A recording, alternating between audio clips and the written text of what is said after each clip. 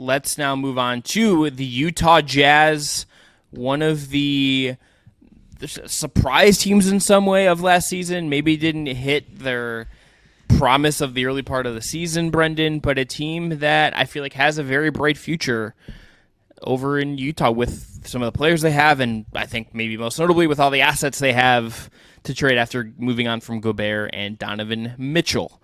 Most important player. I think this is an obvious choice. I think it's Lauri Markkanen. Like, I think I just want to see how does he follow up last year? How real does last year feel? I think that's all worth exploring on a team that is, I think, still in its building phase. I don't think this team is going to hit the gas just yet. I think the hipster pick is maybe Taylor Hendricks just because he's their most prized rookie, and it's like, okay, what does this rookie give them, and what does that add? But I went Markkanen. I want to see how real some of what he did last year is, and I tend to think that it is pretty legit. Yeah, that's why I kind of felt the same with my like best and worst case on the Hornets with not even including anything about LaMelo, and I think that speaks to my belief in him, and I feel pretty similarly with Lauri Markkanen. I don't think anything last year was flukish. I think the way that he can impact the game offensively in so many ways, he's one of my favorite players to watch in the league, like straight up. You know, we talked about him a lot last year as the breakout was happening. We broke down, his rise. We broke down kind of, why it happened, what it meant, all that stuff. And like the more that I watch him, like he can come off the ball, he can screen, he can handle the ball, he can shoot, he can drive, he can just go up for a dunk because he's 7 feet tall. Like he just made good on literally every element of his promise last year. And statistically, like, yeah, he jumped up in a few categories, but I just think this is what he is now, frankly. Like I think he's going to be a perennial all-star candidate. And I think, he's probably not the type of player that's the best guy on a great team. But to me, like, can he be a number 2 or a really overqualified number 3? Yes, I don't even have much of a question there. And defensively, I think he's solid enough. I really do. Like they're going to probably start him at the 3 this year. I think he's fine. Like especially with Kessler back there, and they switch a lot and everything. Like I just don't have a lot of questions. It doesn't sound like you do either. I agree he's their most important player because he's their best player. But I guess I almost just looked past him because I was like, yep, check that box. They got Lauri Markkanen, all-star season incoming. Then, what's next?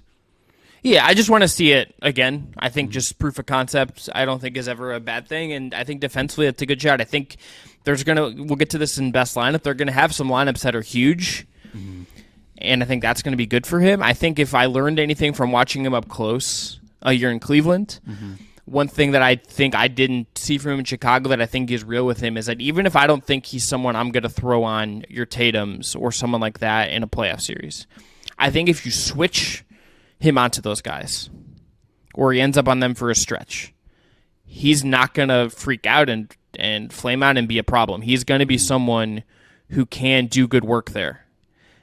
And he is someone who I do believe can be someone that is like, he's not going to be a guy you pick on in the playoffs anyway, right? Like I think he's someone who's going to just like, is he going to shut down someone? No, but is he someone that there's 6 seconds left on the shot clock, you're like panicking if you're the defense because that switch happens? I don't think so. Agreed. And I think he just kind of knows how to use his size well in those situations and move his feet, right? It's like, he's not going to block you, but he's going to get a contest up, and yes. I would say the same thing even on guards. Like I think he's pretty comfortable, if it's like LaMelo Ball, who we just talked about. I think he's just patient and kind of in control in those moments. All right, my most important player is Walker Kessler. Okay. I think Walker Kessler might be further along than Rudy Gobert at the same stage. And I know those comparisons are kind of unfair and just like doesn't really matter. Like it doesn't really matter how he compares to Rudy Gobert, who's no longer on this team. But it just, one, it makes sense because they're on the same team. But it also matters because you're talking about a multi-time defensive player of the year who you are saying, I'm saying Walker Kessler might be further along than that level of talent. Team shot. This was one of the craziest stats I've pulled since our season preview series started. Do you know what team shot at the rim against Walker Kessler last year? I do not. I've not looked at this. 52%. For fuck's sake, that's 12% worse than Utah's overall number. So when he was out there, he brought the opponent's field goal percentage at the rim down 12 percentage points. That's the kind of impact you're talking about. He's one of the best shot blockers in the NBA already. He's an elite offensive rebounder already. Shot 77% himself at the rim as a rookie. Got fouled constantly and can make free throws. And the thing that jumped the most to me watching back a game of theirs to prep for this is he switched all the time late in the year. He's guarding like I was watching them play Orlando. They had a lineup, actually, interestingly, which I'd missed until Steve Kerr brought it to our attention, where Paolo was the center, the Magic did, in this game. And Markelle Fultz was at point guard. And Lauri was also on the floor, I believe, or Olynyk. And so they had that guy guard Paolo, and Walker Kessler was guarding Fultz. That was like the default matchup. I did not remember how aggressively they schemed around Kessler, even in year one. When you combine that with the rim protection, like you're talking about a generational defender if all of that continues to trend in the right direction. So over under a year and a half before like the Utah Twitter mafia is like screen assists again? Like, are we going to be there with what? Like, I don't want that for him. No, but it's like, got to I be think that's something coming. different with Kessler. It can't be. You can't pull the old tricks anymore. You got to do like contests on switches or something like that's gonna. It's gonna have to be a little more creative than that. They got to go deep on synergy or NBA tracking or something. Yeah. All right. Player we'll be talking about at the end of the season. I'm gonna go with Ochai Agbaji, Brendon. I didn't want to talk about Walker Kessler because I kind of had a feeling you would, and I wanted to bring up some other guys and give ourselves a diversity of conversation here. I just think Ochai Agbaji is going to be like a really competent like NBA wing for a long time. I think he got really solid towards the end of the year. Did not really play like a rookie towards the end of his rookie season. I know he comes a little bit older, but like that's still I think notable. He's going to shoot. He's really tough. He can defend, even if I don't know how switchable exactly he's going to be. But I like him as defending, maybe ones, twos, and some threes. I think he's a good guy to pair with if they find a league creator type who's maybe not the best defender. I think he's someone who's going to pair well with any version of that they prioritize in the future. I think he's good connective tissue between Markkanen and the bigs as the wing there. I just like him as a player, and I think he's going to be one of those like non-all-star guys who NBA hipsters are like, who's like a good, solid wing? Ochai Agbaji. Who'd you rather have, him or Max Strus in that fifth spot in Cleveland? Probably Strus, just because he's a little bit more proven. The question Bigger is, what bigger too? The question that I don't. Maybe it's just Donovan Mitchell, but it's never been like reported out fully, but I've always wondered in that trade, like if the Knicks were really hedging on giving up some stuff, did the Cavs have to give up everything? Could they have just kept Agbaji? Yeah. Or like, and I think they may have tried this, and I get why Utah said no, but could they have like given up the pick and like kept Markkanen instead of LeVert? Like, there's just some questions about Okoro like goes instead of Agbaji or something. Yeah.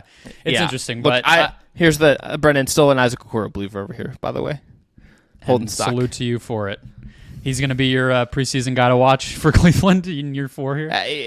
Yeah, obviously. Okay, great. All right. Who cares about Evan Mobley? I like Agbaji. I wonder if he's not like just a better Malik Beasley. I think he's going to be a better defender than Malik Beasley. Uh-huh. And Malik Beasley, at times, I'm just like, I don't know what this guy's doing defensively, and I don't think Agbaji is ever going to be that. Not that bad, no. That's why, I did say better. But, like, I was surprised. Like, I mean, in one category, it's great that he has the quick trigger and confidence from 3. But that dude was chucking shots, and he made them. So, like, it's fine. But I wonder what does the evolution of his game look like, I guess, is my question. But definitely great rookie season, all things considered. I mean, you at least know now you have not a bust. You have a rotation caliber wing on your hands. And that just keeps adding additional cherries and sprinkles and chocolate chips onto the amazing summer that they had last year. It's like, oh, Kessler is a game-changing defender. Oh, Markkanen broke out. Oh, Agbaji, like, it's just insane. So, salute to Danny Ainge. But my preseason guy to watch, or guy we'll be talking about at the end of the year, Keontae George. This is purely a Summer League overreaction, I would say. We're all kind of there. We don't really know. I mean, and he was the guy, I would say, who differed the most between like pre-draft analysis to like what he showed at Summer League. There was a lot of questions about his decision making. There was a lot of questions about his shooting ability. Comes out, plays 6 Summer League games in Salt Lake City and Vegas combined, shoots 39% from deep, 32 assists to just 11 turnovers, has about as good of a summer debut as you could possibly ask for. But I think beyond that, I like him because I can see a version of him that fits with the rest of their team, maybe better than like a Jordan Clarkson or a Mike Conley did. Even obviously age-wise, you don't think those guys are going to be there for the long term. But even stylistically, George has better size than those two do, and a little bit more of an athlete than either of those guys. So, I don't know if George, Abaji, Markkanen, Kessler as like your best 4 players is winning a championship, but I think he strikes me as somebody who will just fit. I mean, I don't know of a better way to put it. And if he can continue to grow, then maybe there's even more to his game than that. Maybe he is more of a switch defender. Maybe he is, an even better shooter than we think, or pull-up threes start to really be a part of his game. I don't know, but he really started a nice floor for himself. So Hendricks is a good one. I'm a little less familiar with him personally, so maybe that's why I didn't put him here. He could have easily been on our list, I think, but George is my guy. Yeah, I think Hendricks is just. I think this team is in a spot where like they have a lot of guys that I think I kind of like, and I don't know if any of them are going to hit the upper ceiling. But that's what all the assets they have to trade her for. Mm-hmm. Brendon, should I say the name that I texted you? Should I text you the name that I would love on this team? Should I say that, or should we save? Should I just not say that? The name I texted you that I kind of been thinking about with this team. I mean, you can say it, but we should probably hold on like a deep dive on it. Yeah, it's worth for how we think about this team, or how you're thinking about this team. I think it's so. The name that I told Brendon that I think would be cool for them as like a lead guy with the pieces they have is Josh Giddey, like that kind of guy. Like if you have an imperfect, or like Ben Simmons before everything happened, like you can their roster is malleable, and they have a really creative coach in Will Hardy and a really good development coach in Will Hardy, and that whole staff dating back like multiple things out. Like they always really done well in development, it seems. I mean, Jordan Clarkson got better there, and he was kind of like a finished product when they made that trade for him. So that speaks well to, I think, the organization. You get someone like Giddey, and you have all the shooting, and you have all these switchable guys and competent defenders, and it's like Giddey can just like be kind of that kind of guy, can just be himself. And I think that could unlock a lot of talent if they don't go and get your more traditional lead apex kind of guy. Just been thinking about that because there's clearly going to be some kind of big move for this team at some point, and maybe it's probably not this year. Is it in 2 years? Whatever it is, there's going to be something here that unlocks something really interesting, and I that kind of guy would make some sense to me because their price also might be a little bit lower. Let's go to Brendon, best lineup. My best lineup for this year's Jazz. I have Jordan Clarkson, who you mentioned, developed, has become a really efficient and kind of smart playmaker for this team rather than the sixth man I think he used to be. Ochai Agbaji, just give me spacing, give me effort, give me solid defense. You need him to develop. Lauri Markkanen, no-brainer. This guy is an all-star caliber player. He can do everything. He can fit any role. He has to be part of any great version of this team. I have John Collins. Yeah. He's on this team. I think we have the same lineup, I think, Brendon. Okay, great athlete. I think he can fill the Olynyk role and the Jared Vanderbilt role from last year's team pretty well. I think he can be a chameleon and do both of those things as a playmaker, as an athletic help defender. I believe in John Collins quite a bit overall. And then Walker Kessler. I think he's going to be one of the best defenders in the NBA again this season. I think he's going to continue to grow and develop. He can be versatile and protect the rim and do all that stuff even better than his predecessor in Rudy Gobert. And I think this 5 could be one of the stronger lineups in the league. I like the balance, and I like the blend of age and veterans. So give it to me. I think the Jazz are going to be pretty good again this year. Clarkson, unorthodox one, but I think someone that you can do some stuff with, and is certainly, I think, again, has improved. And I think the offense they run gives him some aid in way other situations were not. Agbaji, we talked about him. Markkanen, we've talked about him. He's going to be the lead scoring option on this team again. That's going to be really fun. Look, John Collins, I'm curious to see what this looks like with him. I'm curious to see him in a new environment, just getting away from Trae Young, maybe make him feel a little bit better. Just getting out of Atlanta, give him some new shine on life. I think that's going to be interesting, but he's a good defender, can shoot corner threes when he's willing. Certainly, I think like there's some overlap with him and Kessler as far as dunking, but I think he's good enough to figure it out if they can get creative with it. And then Kessler, obviously, he's got to be in there. I don't love the real lack of a lead kind of distributor in this team. Like I think I think this team's kind of lacking a little bit of that, but I think that they'll be competent enough just with the talent they have and the guys they have. All right, best case. Brendon, I think Will Hardy, for one, is a great coach. I think the talent he maximizes, I think, gets them in a good spot. I think this team could be close to, get close to 500 if things break correctly, be around 500, be in the play-in race a little bit, and be a team that we're really thinking about is making a trade in the future to kind of elevate this. I fully agree that they're going to be another solid team. I just think, to me, they can't be bad enough to tank this year. No. It's the same as last year. And so barring an injury to Lauri Markkanen and Kessler on day one, and then it's just okay, this is over, they can't tank. They're too good. Yeah. Again, right? Where I had was best case, Collins' seamless fit. Kessler is a top half defense by himself in year 2. The offense keeps doing its thing, and the Jazz are even better than last year. Worst case, I had Collins is once again the odd man out. Utah misses having a traditional point guard like they had in Mike Conley, and the defense is still a work in progress. All the same, and I think the other thing, I don't believe it's going to happen, but if Markkanen regresses in some way or doesn't work out in some way, and you're kind of left a little more unsure, that's the case. And I think you do want to see something from some of your young guys, whether that's Abaji, whether that's Taylor Hendricks, whether that's Keontae George, whether that's Colin Sexton, who is still in this team. They have some guys that I think have something to prove here and are in weird spots. So last season, and I said we were going to do this with the Hornets, and then I forgot it again. The last year's best lineup had Sexton in it. Do you want to know what last year's best Jazz lineup was?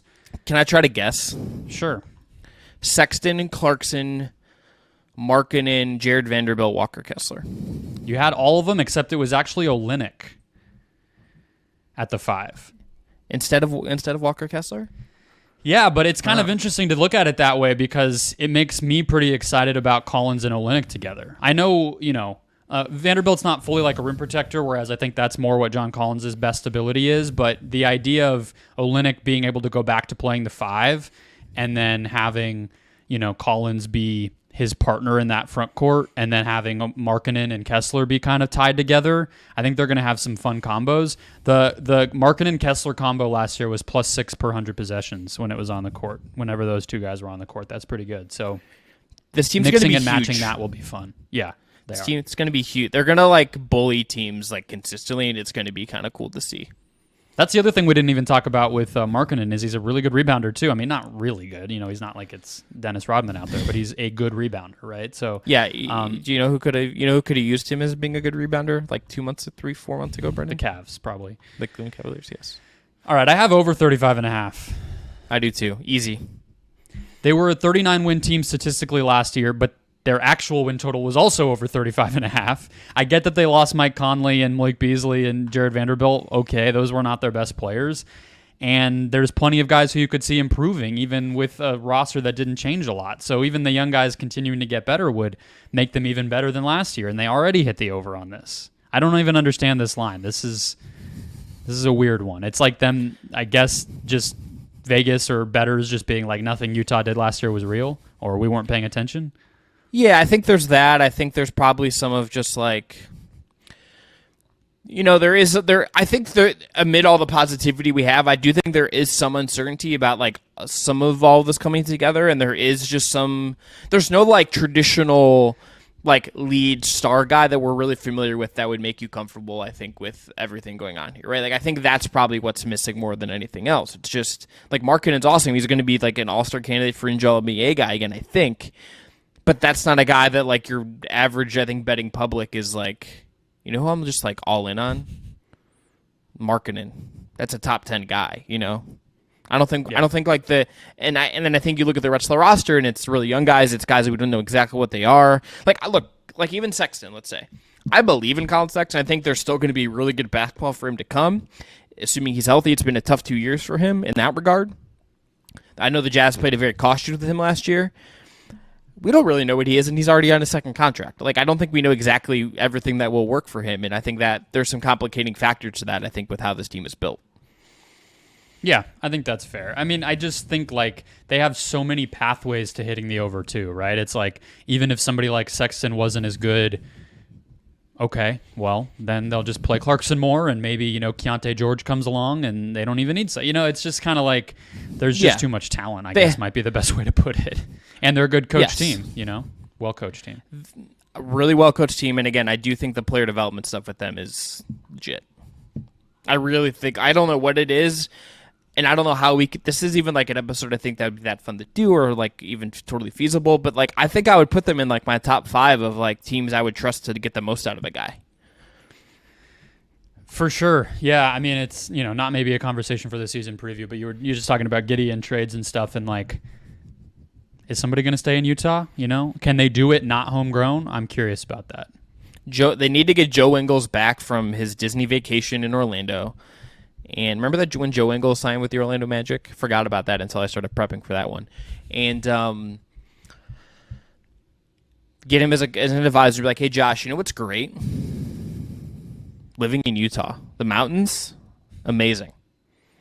Yeah, I mean, it's not to say I'm not sitting here saying nobody would ever do that, but the past iterations of the Jazz very much prioritize we need to get draft picks and keep them. That's going to be our pathway to being great. And it's nice to have all these first round picks, but unless Danny Ainge finds somebody who he can go get who chooses to re-up in Utah, which has never really happened, I don't know what their future is. It's a different type of bet on how to build this team out than what they've done in the past. And especially now that they have too much talent to be awful, it's going to be a kind of a tightrope walk, I think.